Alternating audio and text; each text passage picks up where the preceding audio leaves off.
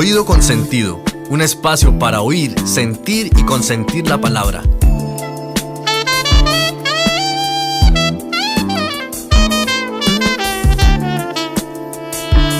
Hola, bienvenidos a su podcast favorito. Esto es Oído con Sentido, un espacio para oír, sentir y consentir la palabra. En nuestro 5º episodio abordamos literatura y memoria del conflicto armado. Bienvenidas al estudio, profes Isabel, Blancanubia y a nuestra invitada especial, Adriana Corredor. ¿Cómo están el día de hoy? Hola Dieguito, buenas tardes, ¿cómo están? ¿Cómo están compañeras? Adriana, un placer tenerte en Oído con Sentido, qué bueno que aceptaras nuestra invitación, ¿cómo te encuentras? Muy bien, muy feliz en Barrancabermeja, con un calor bastante especial, tanto de el sol maravilloso como de las personas de Barrancabermeja. Bueno, nos alegra mucho que nos acompañes en este podcast. Es muy especial para nosotros contar con mujeres como tú, mujeres que conocen de literatura y además han trabajado en proyectos culturales vinculados a las letras. Entonces, qué bonita la oportunidad de charlar contigo. Bueno, cuéntanos, Adri, ¿qué te trae a Barrancabermeja? Bueno, pues muchísimas gracias nuevamente por la invitación. Yo tengo en este momento un proyecto que lidero junto a Julián Santana, que se llama Círculos de Palabra y Escucha, Narrativas Territoriales Polifónicas. La idea nació justamente para tratar de traer más voces que tienen mucho que ver con la memoria del conflicto en Colombia, unirlas en un espacio de diálogo en 4 ciudades diferentes, y pues esta es la tercera ciudad. Ya venimos de Cali, Cartagena y ahora estamos aquí en Barrancabermeja para hacer justamente este trabajo pues con la memoria y con las voces. Y pues he trabajado mucho en pues en proyectos que tienen que ver justamente con verdad, reparación, víctimas del conflicto y también mucho pues desde la literatura. Ay, bueno, qué bonito. ¿Qué piensas, Nubia, de lo que nos acaba de contar Adri? Pues me parece genial porque precisamente nos cae como anillo al dedo al podcast del día de hoy, porque es justamente sobre ese tema que vamos a hablar. Así es, hoy nos convoca en la tarde un cuento muy bello. Es un cuento que tiene un trasfondo social bien interesante. Es un cuento escrito por Hernando Telles, es un narrador y periodista colombiano que ha colaborado en diferentes revistas universitarias y académicas en torno a la literatura.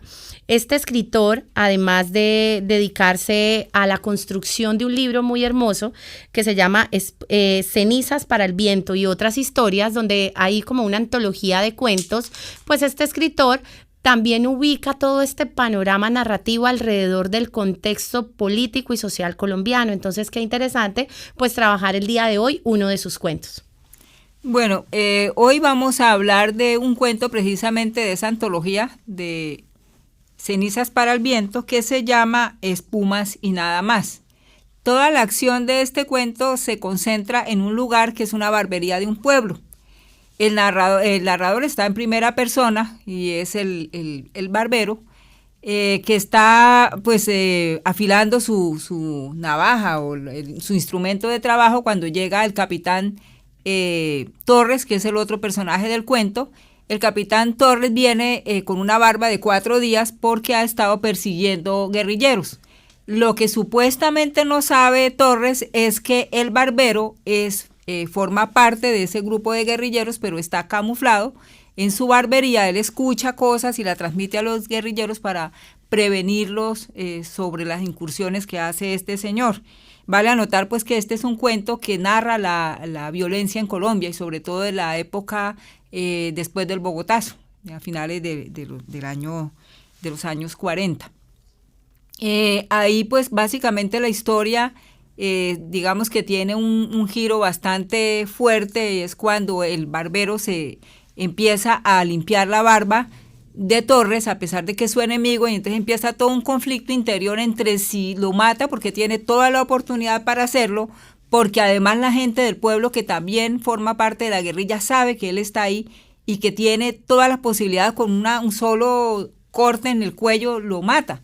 Pero él empieza todo ese conflicto interior pensando no solo en el hecho de que lo van a descubrir, de que la sangre se va a derramar por el suelo, Es decir, todo el panorama del asesinato, que él lo empieza a crear esa imagen en su mente, pero también el conflicto de yo soy un buen barbero y toda mi vida se finca en ser un buen barbero, y él trata de hacer su trabajo lo más pulcro que pueda sin que se derrame una sola gota de sangre, y lo hace con extrema conciencia del buen barbero. Entonces empieza el dilema de lo mato, no lo mato, yo soy un buen barbero, para al final decir yo soy un buen barbero y no soy un asesino, más o menos es en lo que concluye la historia. Pero la invitación es a que lo lean, pues por toda la narrativa que hay ahí, no solo el conflicto armado, sino también de los espacios, de cómo lo cuenta, cómo crea toda la atmósfera para hacernos sentir ese momento crucial en ese encuentro de dos personajes antagónicos. Bueno, a propósito de esto y antes de iniciar con las preguntas enrutadoras de este episodio de nuestro podcast Oído Consentido, importante recordarle a nuestros escuchas que van a tener siempre a disposición de ustedes a través de bibliotecas virtuales los links que los llevan directamente pues a las narraciones que hemos trabajado, así como lo hemos hecho en anteriores episodios con Juan Rulfo y con otros escritores, Natalia Shevlin, ¿sí? Entonces el ideal es que lo podamos encontrar en las descripciones de nuestro podcast. Para iniciar, quiero permitirme leer la entrada de este cuento que nos pone en situación y empezamos a dar nuestras percepciones respecto a estas preguntas enrutadoras. Nos saludó al entrar. Yo estaba repasando sobre una banana la mejor de mis navajas y cuando lo reconocí me puse a temblar, pero él no se dio cuenta. Para disimular, continué repasando la hoja. La probé luego sobre la yema del dedo gordo y volví a mirarla contra la luz. En ese instante se quitaba el cinturón ribeteado de balas de donde pendía la funda de la pistola. Lo colgó en uno de los clavos del ropero y encima colocó el kepis. Volvió completamente el cuerpo para hablarme y deshaciendo el nudo de la corbata me dijo: hace un calor de todos los demonios, afeíteme. Después de este inicio que nos pone en situación en la historia, yo les quiero preguntar, podemos empezar por conocer tu consideración, Adriana, respecto a este juego de roles y de poder que hay, que de entrada en el cuento nos llega a una situación en donde se evidencia que el personaje, en este caso, la primera persona que nos narra la historia, pues tiene una debilidad frente a la persona que entra. ¿Cuál crees tú que es este papel de los roles en la historia y la psiquis que tienen estos personajes en el desarrollo y en la evolución del cuento?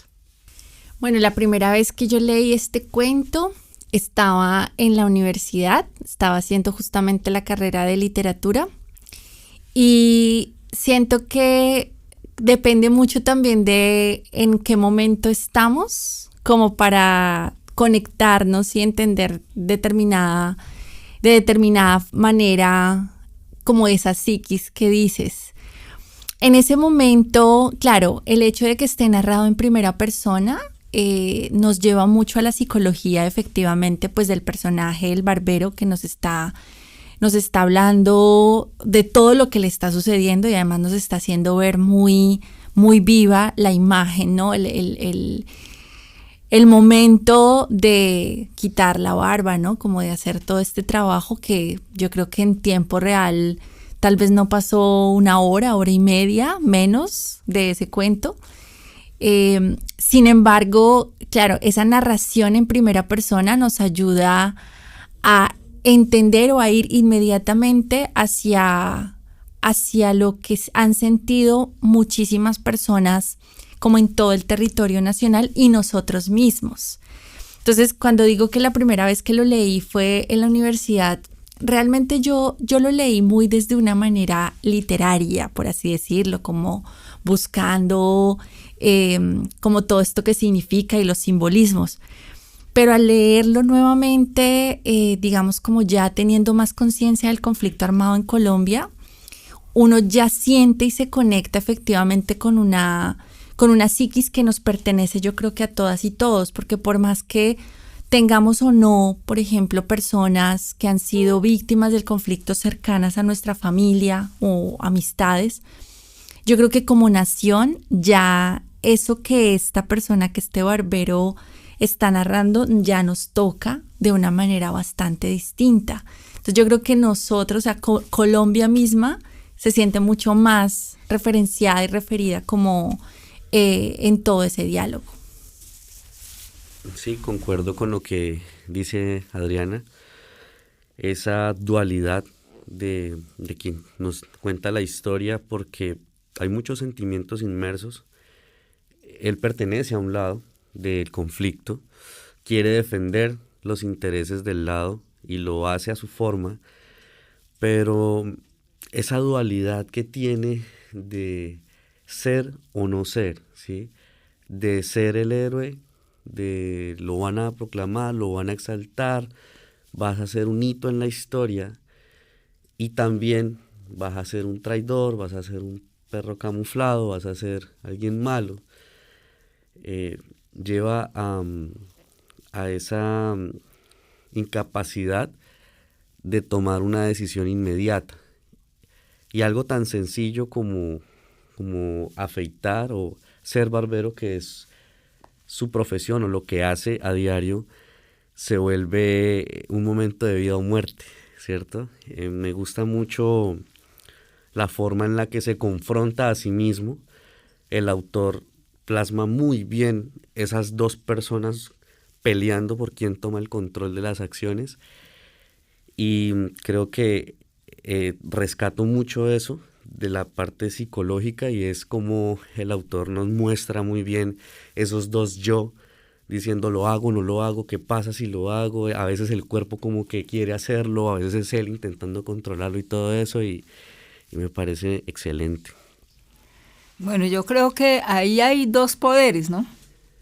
Está el poder de quien tiene el arma, que está reflejado en el capitán Torres, pero uno también siente que el barbero tiene su poder, es decir, el poder de incluso avisar, de mantenerse aparentemente soterrado, diría yo, pero es una forma también de poder ayudar a los otros, aunque lo haga desde la clandestinidad. Yo creería que ahí él está mucho más que frente al otro, que realmente le tiene miedo, es contra él mismo. Es decir, es entre lo que yo soy, mi cuestión ética como persona, como alguien que no soy, porque el hecho de pertenecer a un bando no significaba de ninguna manera que él fuera un asesino. Entonces, yo pienso que la historia digamos que se centra en el conflicto interno de él entre hago esto o no lo hago, y lo que significa para mí, mucho más que de quien me ve, sino de lo que yo soy. Y yo soy, dice un buen barbero. Me llama la atención también el poder de Torres, pero también la confianza. Hay una parte clave del cuento que me parece súper interesante. Cuando él se va, Torres se va, le dice, me dijeron que me mataría, pero matar no es fácil. Y Torres sabe que él es un asesino, pero que el otro no. Y tiene toda la concepción de qué hace un asesino. Por ejemplo, Torres pareciera que disfrutara poniendo a los guerrilleros que atrapan en el escarnio para asustar a los demás.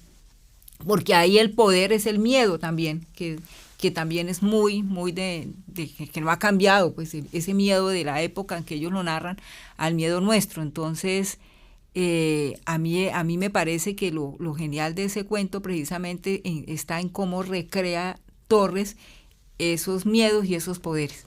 Comparto contigo la figura del antagonista, ¿no? Es sádico, disfruta de la tortura, o sea, lo muestran muy bien como una persona mala, pero tiene esa característica que tienen muchos dictadores, militares, personas autoritarias, de manipular la mente de los demás, ¿no? Y en ese fragmento que tú mencionas, él dice, vine a comprobarlo, a ver si usted me iba a matar. Y después dice, pero eso no es tarea fácil. O sea, eso es una muestra de esa figura de persona muy interesante. Bueno, también es cierto que, digamos, esa lucha interna que tienen los dos personajes, de pronto en una es más marcada, en el barbero se marca mucho más, porque es la posibilidad de pronto de derrotar algo que para un colectivo puede ser peligroso, y él representa en ese momento como una esperanza de pronto de tener el cuello de la persona que les hace daño, pero esa lucha interna yo lo veo, ese análisis de la psiquis de ese personaje como esta lucha interna de sus pasiones de pronto, de sus dolores también, de su necesidad, de pronto de su miedo, de cómo manejarlo y cómo a veces todos en algún momento de la vida hemos escuchado cuando sentimos miedo otra voz en nuestra cabeza que nos dice qué voy a hacer, o de pronto frente a una mala noticia, de pronto frente a una persona que nos incomoda, y cómo saber sortear esa situación, porque aquí hay algo ganador para mí, y es que este barbero no se convirtió en lo que detesta, ¿no? Porque si el barbero hubiese aprovechado esa oportunidad planteándola desde el punto de vista de quitar la vida, o de pronto de quitarle la vida a alguien que les ha hecho mucho daño, pues posiblemente todo su argumento quede aniquilado. Entonces sí creo que nunca pierde el rol de víctima tampoco, pero es una víctima pasiva, de pronto en su mente tiene 1000 cosas, pero no exterioriza nada, por lo que decía Adriana, por lo que decían ustedes, compañeros, y es por el miedo, ¿no? El miedo es un monstruo grande que en muchas ocasiones es complejo administrarlo, ¿no? Administrar esas emociones que derivan del miedo, que son muchísimas. Y hay otra cosita que influye en la toma de la decisión del barbero, y es desencadenar el odio, desencadenar la muerte. Incluso él menciona en un punto que si él mata a alguien, entonces un familiar o alguien cercano a este lo va a matar a él, y lo que se va a generar es una cadena de muerte por la razón del odio, ¿no? Entonces eso también como que es parte de ese miedo que menciona Sisa, y él no quiere volver eso algo más grande. Busca protegerse, busca defender sus ideales, su moralidad, pero también busca proteger de pronto a quienes lo rodean. Bueno, y ahora quiero que hablemos un poco, o nos detengamos un poco en el título de la historia, que a mí me llamó. La primera vez que la leí pensé en una canción colombiana. Yo crecí cerca a toda esta música andina y demás. Mi mamá escuchaba música, no sé, de Silva y Villalba, los Visconti también, argentinos. Ajá, rural. Entonces, hay una canción que se llamaba Espumas. Sí, y no sé por qué, aunque obviamente dista del título en este caso del cuento, pues me acordé fue de la palabra. Pero a ustedes, ¿qué les genera? Es decir, si vamos a mirar solo el título, ¿por qué Espumas y nada más? ¿Qué les hace pensar ese título? ¿O cuál creen que podría ser, jugando aquí como a orientarnos desde las percepciones de un autor que, como lo decía Nubia en un podcast anterior, no necesariamente nuestros análisis van a hacer justicia a lo que el autor pensaba en el momento de escribir el cuento, pero ¿a qué les suena ese título? Pues personalmente, o sea, creo que a veces en la literatura pasa que en lo último que se piensa, muchas veces es en el título. Eso le pasa como a muchos autores. Hernando Telles pues era ensayista, ¿no? También y hasta diplomático, bueno, pues está como muy... Entonces sí pareciera un título que quiere como despistar un poco, ¿no? Porque pues en realidad no hablaría el mismo título de la tensión que tiene en sí el cuento, ¿sí? Personalmente creo que no necesariamente digamos que lo tiene, ¿no? Como que involucra esa tensión allí. Pues tiene mucha relación con las imágenes mismas del momento en el que están sucediendo las cosas, eso sí, porque además hay muchas figuras, hay muchas imágenes, como bien lo hace la literatura, de conectarnos justo con lo que está pasando, y se habla mucho de la espuma cuando está en la cara y todavía está allí, y el jabón también todavía está allí. También pues la espuma es blanca, ¿no? Y pues al final no corre sangre, ¿no? Imagínense la relación, ¿no? Entre la espuma blanca y de repente pues como la sangre, que es tan fuerte también, pues podría también querer decir, ¿no? Que solamente hubo espuma en ese momento. Pero también puede ser justamente que no necesariamente se haya pensado demasiado pues el título del texto.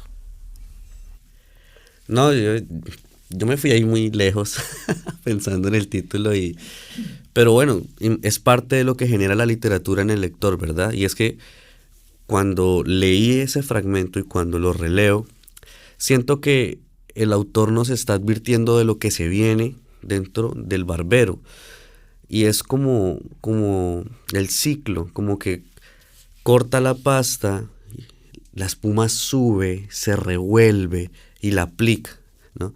esto como que nos dice, se viene un momento de tensión en el que él empieza a detallar la figura de este hombre, después empieza esa revolución en su mente de qué hacer y qué no hacer, y finalmente la decisión pues es consentirlo, rasurando y volviéndolo más joven, como lo expresa él mismo dentro de la historia. Entonces, ahí me fui. Bueno, ahí estás lejos. No, pero sí siento, bueno, tengo una fijación especial por los títulos. Incluso a veces me he encontrado escogiendo una obra para leer, dejándome guiar solo por el título. Es una fijación que tengo con la literatura y también creo que son válidas las percepciones que tengamos de absolutamente todo. Como dice Adriana, tengan o no tengan relación, porque posiblemente aquí divaguemos con Diego y digamos 1000 cosas, y digan, no, le puse el título porque No un barbero utiliza ponerle. espuma y... La verdad, me fui como para el lado del agua, lo que hablábamos el otro día de la fatalidad de Rulfo, de Márquez con el agua, Isabel viendo llover en Macondo. Entonces, sí siento, o así lo percibí, que es como cuando hay algo efervescente, pero usted va y mira y no hay nada. Eso sentí, como esa efervescencia o esas espumas en la mente, eso vago, ese humo, en la mente de este barbero, pero que a final de cuentas, cuando este capitán se va, la situación es la misma. Incluso puede ser que el miedo o su papel de víctima sea peor, porque tuvo aquí al lado a alguien que le ha hecho daño o que ha hecho daño a su pueblo, pero no hace nada. Entonces también de alguna forma lo cuestionaba. ¿Cuántas veces tenemos la oportunidad?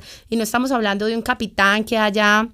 Es decir, que haya asesinado, como en el cuento, a muchas personas o torturado, pero ¿cuántas veces tenemos nosotros la oportunidad de estar frente a alguien que nos lastima y solo en la mente lo confrontamos, pero en la vida real nos cuesta y se vuelve como espumas y nada más? Es decir, en nuestra mente la efervescencia y tal, y de boca para afuera, listo, gracias, que estés bien o cualquier cosa. Entonces sí creo que por ese lado lo tomé, igual que Diego, como que me fui, como que volé. No, pero ahí, dale, profe, ¿qué ibas a decir?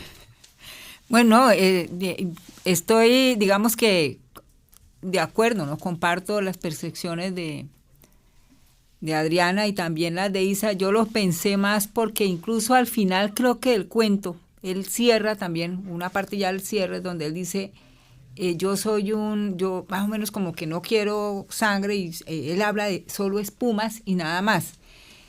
A mí me queda la idea de que cuando él habla de espuma y nada más es como tilín, tilín y nada de paleta. Algo como perro que ladra Como no muerde, que una yo- cosa así. Yo Sí, sí, soy, sí. Así lo mi tomé. espuma está con relación a todo lo que yo hago mientras eso no toque mi fuero interno. O sea, yo digamos que soy la espuma en el momento en que yo comparto unas ideas, comparto una información que puede salvar las vidas de las personas que están conmigo, pero a la hora de matar, yo lo relaciono con, yo no soy un asesino, yo soy simplemente un barbero, espumas y nada más.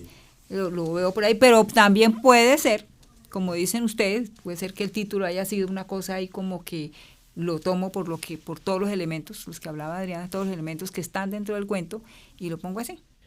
Siento igual que las opiniones están conectadas detrás. Sí, unas Como- más soñadoras, Sí, no. con título, otras más apegadas de Porque pronto igual a- también es como que de todo lo que hay, ¿qué le ofreció al final el barbero al capitán?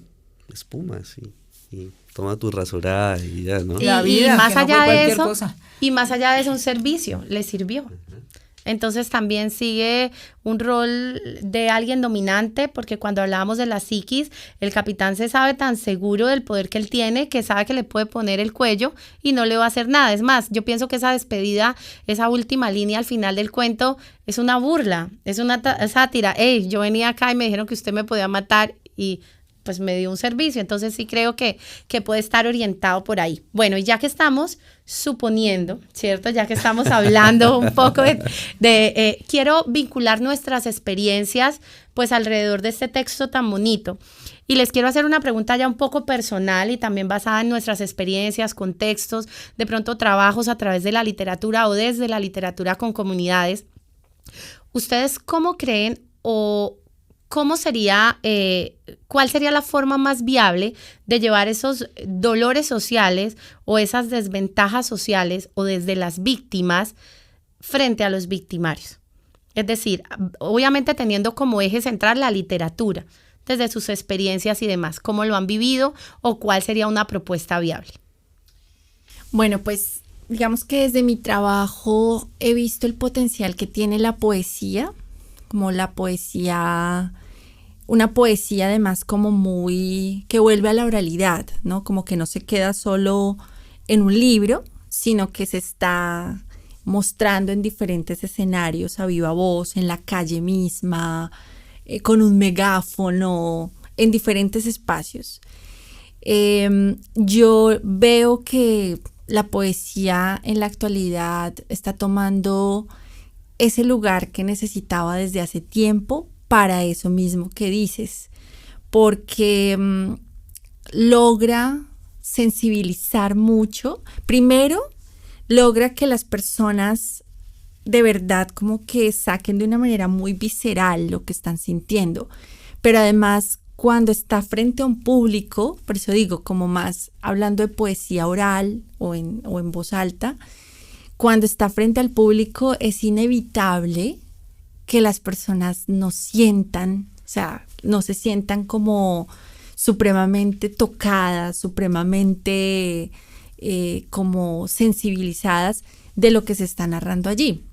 Entonces creo que ahí hay un gran potencial que tiene pues este género para trabajar justamente con procesos de memoria en Colombia. Yo creo que la experiencia más cercana a estos procesos de la literatura como en transformaciones, ¿no? Lo viví en un proyecto que se llamó Retomo la Palabra hace algunos años. Yo coordiné en el Magdalena Medio ese proyecto y era un elemento que se incluyó dentro de los procesos de reinserción de las personas que habían estado combatiendo y que se reintegraron a la vida civil. Era un mecanismo de sensibilizarlos. Nosotros hacíamos, o las personas que estaban trabajando conmigo hacían animación a la lectura, y era una forma de acercar a todos estos excombatientes al libro, pero más digamos que la lectura, pero también de todas las reflexiones que se hacían alrededor de algo muy sencillo. Podría ser simplemente un libro álbum, y era toda la conversación que se generaba a través de un texto, pero también ahí había un elemento de construcción de ciudadanía en el momento en que las personas empezaron a aprender a que no podían imponer su opinión como lo venían haciendo, que era hacerlo, por ejemplo, con un arma, sino que debían levantar la mano, respetar también el punto de vista del otro. Fue un ejercicio larguito, pero a mí me parecía muy interesante porque efectivamente funciona. Incluso el proyecto tenía le llevaba libros y cada vez más las personas se iban acercando al libro. Hubo una experiencia con el compañero Vladimir, que estuvo con nosotros hace unos días, que alguna vez estaba en el banco y se le acercó un excombatiente que había estado con él y le dijo: profe, yo le agradezco que usted me haya enseñado que yo no puedo imponer mi voluntad a través de un arma, sino del diálogo y del argumento. Me pareció que eso fue muy bonito. Y la otra parte de ese ejercicio era la escritura. Incluso era curioso ver cómo estas personas empezaban a narrar historias, cosas que les habían sucedido, y lloraban. Es decir, cuando ellos decían que cuando veían eso que habían hecho, puesto en el papel por ellos mismos, porque eso es como parir un hijo y observarlo, algunos se quedaban aterrorizados, decían: yo hice esto. Era confrontarse con él mismo. Entonces, yo no digo que le funcionó a todos, pero porque con muchos no sucede, pero sí es un elemento que toca, que sensibiliza, y creo que esa fue pues la mayor experiencia que tuvimos, y vimos que realmente a través de la escritura y de la lectura sí se lograba una transformación. Bueno, en mi caso, la literatura, creo que en los proyectos donde he trabajado, dota de cierto potencial a la comunidad para que la comunidad, además de construir ciudadanía, pues sanes ciertos procesos de dolor. Y con esto hablo cuando he trabajado grupalmente con jóvenes y también cuando he trabajado con población violentada o con población vulnerable. Entonces sí creo que la posibilidad, primero el ejercicio de catarsis que tiene la escritura, pues es maravilloso. La posibilidad de escuchar tus voces, tu soledad incluso, y llevarla al papel, pues es algo muy bello. También creo que hay que romper un miedo enorme y es después cómo conseguir que eso que plasmaste pueda ser espejo o pueda volverse incluso eco de las soledades o de los miedos de otras personas, que es lo que decía Adriana, de que mucha gente se puede sentir identificada con lo que yo escribo, pero en soledad todos llevamos nuestra procesión, ¿cierto? Nuestros dolores. Entonces sí creo que la literatura es un arma poderosísima para cambiar sociedades y para construir ciudadanía desde la escucha, desde la tolerancia, desde el reconocimiento del otro como una persona que tiene sus debilidades, sus fortalezas y también unos miedos enormes que posiblemente después de que yo los reconozca, pues puedo ayudar a que se aminoren o si no al menos a que no los viva, ¿cierto? Entonces sí creo que la literatura en todos estos espacios donde la he trabajado ha potenciado en las personas ese don de ser humano, ese don de ser buena gente, porque soy, digamos, creyente de que una persona que lee y que comparte, no en su soledad, pero que tiene la posibilidad de compartir historias con sus semejantes, pues es una persona que posiblemente ayude al otro y pues se preocupe por la estabilidad social de su comunidad. Bueno, en mi caso no he tenido la oportunidad de trabajar directamente con víctimas del conflicto armado, es decir, que sé que voy a trabajar con esta población, pero pues en los procesos en los que estoy empezando me he encontrado con jóvenes y algunos adultos que han vivido el conflicto desde sus propias experiencias. ¿Qué he concluido? Que la literatura, sobre todo el ejercicio de escribir sobre lo que les ha pasado, los rescata un poco de esa situación traumática que tuvieron. Y creo que no hay forma más bonita de luchar contra la violencia que sobreponerse a un recuerdo que puede causar mucho dolor, volverlo arte y contárselo al mundo. Y en el slam hemos tenido unos casos muy lindos, muy particulares, como el de Cielo Aguirre, quitar el nombre, unos casos muy particulares como el de una chica que fue desplazada, hizo de esta historia un poema hermoso, como de otra estudiante que ha escrito sobre su odio a la drogadicción, y sobre un policía que se presentó en el último slam de adultos con un poema sobre sus miedos dentro de la policía. Y todo el mundo quedó así. Porque digamos que la policía a nivel organizacional ha venido sufriendo ciertos desaciertos, ¿no? Y sacarlo de su uniforme para que se pare a contarnos cómo es su experiencia dentro de esa organización fue muy bonito. Entonces siento que la poesía podría transformar a Torres en una persona muy sensible, ¿no? Porque cuando están dentro de la guerra como que arman una coraza, se blindan para lograr hacer todas las cosas que hacen. Y creo que el victimario, cuando es traído hacia la literatura, ustedes sabrán más que yo, y se pone a escribir sobre lo que ha hecho y lo que no ha hecho, se confronta y vuelve a ese estado de humanidad que había perdido. Me parece muy, muy importante, ahora que mencionas todo esto, Diego, en dónde estamos, ¿no? En este momento estamos, y lo nombrabas, Blanca, en el Magdalena Medio. ¿Y cuál es ese, digamos, como ese lugar, ese escenario que es tan representativo de Colombia, pero también tan representativo en sí de la violencia como es el río? Y justamente ayer estábamos leyendo un poema que nos habla y nos muestra sobre todo pues la desaparición finalmente, como el río, en lugar de ser otra cosa, toma el simbolismo en Colombia de ser el lugar de los desaparecidos. Bastante, ¿no? Cuando no hay una fosa común, hay los cuerpos, ¿a dónde van? Al río. y estamos aquí, es como, eso se siente, ¿no? Se siente y hay mucha documentación, yo creo que la hemos leído todos acá y todas.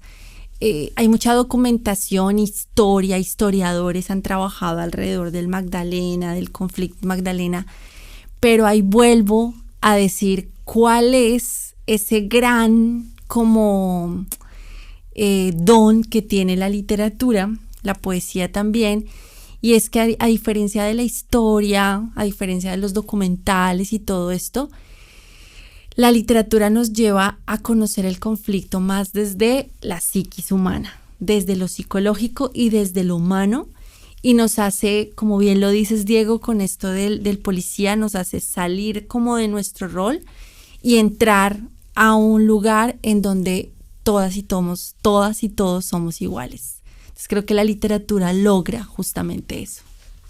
Es que, volviendo por ejemplo, a Telles, una de las características de Telles era que él no se detenía tanto en describir la parte violenta, sino contar a través de sus personajes, que eran personajes cotidianos, los del común, los de que tenían una vida como la de cualquiera, es decir, cómo ante unos sucesos provocaba unos brotes de violencia, o sea, es la condición humana puesta en el texto. Yo creo que, digamos que eso es lo más enriquecedor de la literatura, que no se detiene a describir la situación, sino qué la genera, cuál es el contexto social, qué es lo que pasa con las personas, ese qué, cómo y cuándo, pero desde la parte humana.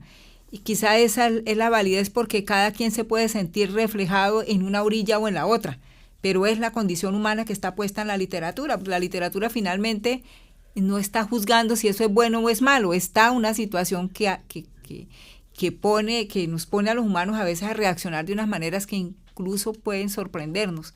Entonces creo que eso es lo más bonito que tiene la literatura. Adriana, ahorita que mencionabas el territorio, específicamente pues Barrancabermeja, el Magdalena Medio, recordé y lo estaba buscando aquí rápidamente. El año pasado trabajamos y el antepasado con unos grupos de semilleros de literatura, un poemario muy bello de María Mercedes Carranza que se llama El canto de las moscas, y es una obra que rinde tributo a todas las víctimas, y de por sí la portada es muy fuerte, ¿no? Es Colombia, es su croquis, pero lo conforman una cantidad de moscas y delimitan nuestro territorio. Y para Barrancabermeja hay un canto. Sí, para algunos territorios que es decir, han sufrido el flagelo de la violencia, pero en un nivel, estamos hablando de que estamos en un territorio que hace algunos años era zona roja. Entonces, tienen un canto, es el canto 6 a Barrancabermeja, y me voy a permitir compartirlo, es un par de versos, pero es muy bello. Dice: entre el cielo y el suelo yace pálida Barrancabermeja, diríase la sangre desangrada.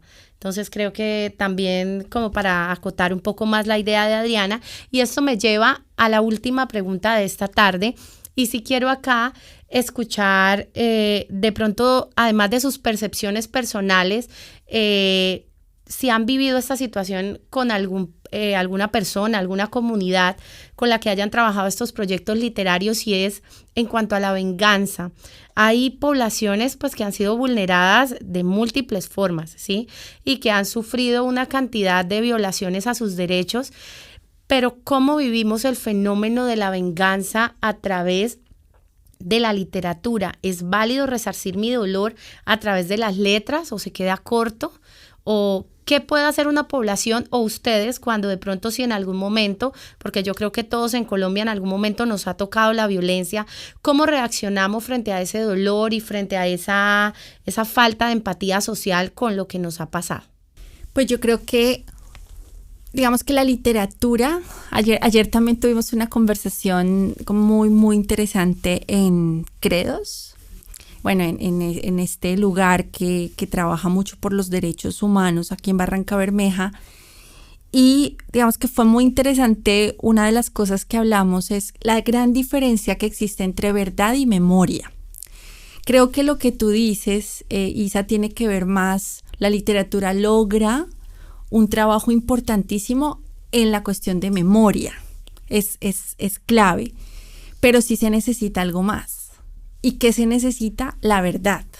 Pero creo que siempre hace falta algo más. Creo necesario, y eso es finalmente lo que hace falta, y es la verdad. Y la verdad, pues justamente con todo lo que pues, se hizo en los últimos años en Colombia, es esa búsqueda de saber qué fue lo que pasó realmente y llegar a encontrar justamente los responsables, ¿no? Los responsables de quien hace todo esto. Entonces, justamente lo que te decía Isa, para esta pregunta que haces, sí, la literatura cumple un papel, llega, siento yo, hasta cierto punto, pero se necesita algo más. Y ese algo más también tiene que llegar desde quienes tienen las responsabilidades de todo lo que nos ha pasado. Bueno, creo que la pregunta básicamente habla del papel de la literatura en los temas de venganza. Es lo que, bueno, yo hasta ahora pues no recuerdo algún texto específico que hable sobre la venganza. De pronto lo he leído, pero seguramente si la ha mostrado ha sido también desde de evidenciar esas sensaciones y sentimientos humanos frente a un hecho que lo ha tocado o la ha tocado. Curiosamente, en el caso de Colombia, a mí me llama mucho la atención es que quienes menos reclaman venganza son las víctimas. Incluso eso lo vimos en el proceso de paz. Curiosamente, quienes le dijeron sí a la paz fueron las víctimas, y donde tuvieron la capacidad para recibir incluso a sus victimarios y perdonarlos. Y quienes hablaban de no a la paz son las personas que normalmente están sentadas frente al televisor viendo la guerra en una pantalla, viendo cómo se desangra el país. Entonces uno dice, ojalá la literatura pudiera registrar eso y contarlo y oír esa orilla de la víctima de por qué lograr el perdón. Yo creo que la literatura, al mostrar la condición humana, yo pienso que no justifica, pero sí interpreta y entiende qué pudo haber pasado, porque una situación tan dura como la que nosotros vivimos en el país no aparece porque sí. O sea, hay toda una cantidad de elementos alrededor, que es el tema de la desigualdad, de la pobreza, de la ignorancia, la mala educación. O sea, hay una amalgama de cosas que nos han puesto en una situación de guerra, de odio. Están también los intereses económicos que juegan un papel súper importante, y por supuesto pues también todo el tema de la globalización con quienes tienen el poder económico a nivel mundial. Digamos que es un tema muy complejo. Seguramente la literatura lo ha contado por parte. Yo creo que ahí sería como cada quien toma ese elemento que le es afín y lo interioriza, pero yo no sabría decirle si para la venganza o si ayuda más a tramitar que eso no pase, ¿sí? No sé si es por ahí la pregunta, Isabel. Sí, claro. Yo me uno de pronto a las percepciones de ustedes pensando que la literatura posiblemente nos ayude a comprender más la verdad, porque, es decir, todos los hechos tienen diferentes caras, ¿no? Diferentes aristas. Entonces, la literatura de pronto posibilite para entender esa verdad, escuchar también al victimario, ¿no? Entonces, sí siento que hay una conexión clara entre las narrativas del conflicto, la posibilidad de contar qué me ocurrió o qué hice en una población o cómo causé daño a una población, y lo que decía Adriana, de que necesariamente la verdad, por ahí, no sé si es una oración y me disculpan ustedes, eso que dice la verdad nos hará libres o os hará libres, o también esta otra oración que dice una palabra tuya bastará para sanarme. El poder de la palabra es infinito, ¿no? Y cuando lo hablamos pues en situación de conflicto, pues asumo que muchísimo más, porque el solo hecho de que te escuchen frente a algo que te duele, pues es una cosa de desahogo que ayuda a tu alma, a tu mente, a tu paz mental, y el solo hecho de que tengas la valentía, lo que dice Nubia, de escuchar a quien te causó daño y de pronto tratar no de comprenderlo, pero sí de tener la fortaleza de decir, bueno, podría perdonar si existen estas garantías dependiendo el hecho, el suceso, ¿no? Porque el perdón también tiene muchos rostros, ¿no? El perdón también está atado a una cantidad de cosas, donde nacemos, cómo nos educan, quiénes son nuestros familiares. Entonces sí creo que se pueden generar estas variables dentro de la narrativa, la literatura y el perdón. A propósito de los proyectos de los que estuvimos hablando y el que formé parte de Retomo la Palabra, había un elemento común, sin ser pues general también en todos, era que se descubrió, por ejemplo, que muchos de los victimarios habían sido víctimas en algún momento. No digo que todos, había alguna persona honesta que decía, no, yo no fui víctima porque yo tenía techo, tenía comida, estaba bien, me trataron bien, no sé por qué lo hice, pero había en ese grupo de personas abusados sexualmente, maltratados, con familias disfuncionales, violencia intrafamiliar, unos cuadros terribles. Entonces también es esa otra verdad que uno dice, pero bueno, muchas personas han sufrido lo mismo y no se han convertido en victimarios, aunque hay que entender que la genética no funciona igual en todos. O sea, no todos tenemos la misma capacidad para afrontar un problema de la misma manera como lo haría otro. Algunos la forma de vengarse del mundo es hacer daño. Es muy complejo. Entonces, yo creería que esa verdad también debe estar encaminada a escuchar todas las partes. O sea, no solo a contar qué fue lo que hice también, sino sin decir, no, pues perdónenme, porque es que a mí me abusaron o me hicieron esto, entonces yo tenía que vengarme. Por eso yo hablaba no se trata de justificar, sino de entender o interpretar eso que está pasando, que yo creo que sí puede ayudar mucho en el tema del perdón.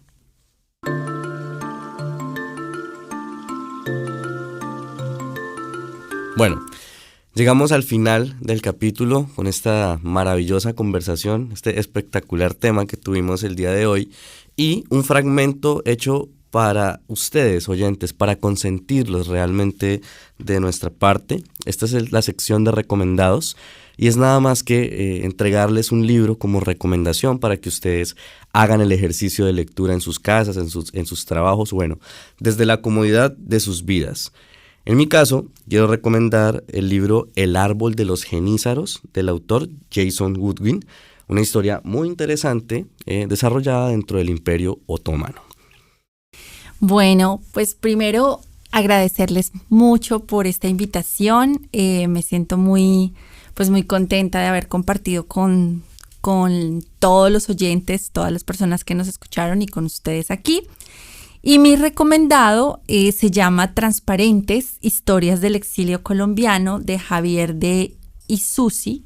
Y este cómic, porque es un cómic, es una especie de novela gráfica, fue generado o fue hecho desde todo el trabajo del informe sobre el exilio colombiano en la Comisión de la Verdad. Bueno, agradezco la participación de Adriana, habernos acompañado. Y a las personas que nos siguen permanentemente.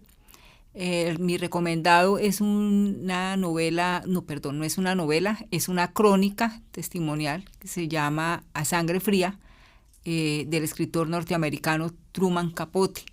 Lo recomiendo porque si hay una obra que refleja la condición humana, es ese. Espero que lo lean y que en algún momento pues nos compartan sus comentarios en el podcast. Bueno, nuevamente, Adriana, agradecerte por acompañarnos en nuestro podcast literario, un podcast amado por la comunidad cultural de Barrancabermeja y de otros lugares que nos escuchan. Mi recomendado de la semana es un libro que leí hace poco, relativamente poco, me lo regalaron. Es de Pilar Quintana, ya lo había leído en otras 2 novelas, pero este se llama Caperucita se come al lobo. Es un libro de 8 relatos, 8 cuentos cortos y me generó una serie de sensaciones que bueno que nuestros oyentes pues lo puedan leer y de pronto comentar más adelante en redes o por qué no trabajarlos aquí en Oído Consentido. Gracias nuevamente por acompañarnos, por quedarse hasta el final de este episodio. Recuerden que esto es Oído con Sentido, un espacio para oír, sentir y consentir la palabra.